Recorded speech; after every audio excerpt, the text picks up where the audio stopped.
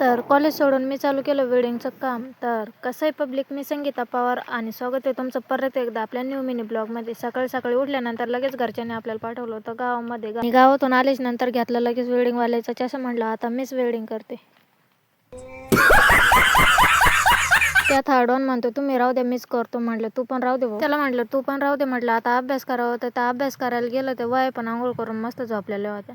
अभ्यास करायला आता वयच नाही म्हटल्यावर आता घरच्यांना थोडा हातभार लावा म्हटलं. आता हातावरती जात नव्हते आणि पाय पण खाली पुरत नव्हते.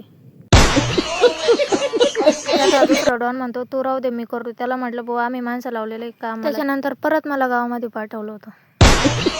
गावातून आल्याच्या नंतर लगेच भेटले होते आपल्याला गरमागरम पोहे खाल्ल्याच्या नंतर लगेच कापलं होतं टरबूज कापलं. लगे या 2 मॅडम होते, मला पण म्हटलं घ्या तुम्हाला पण.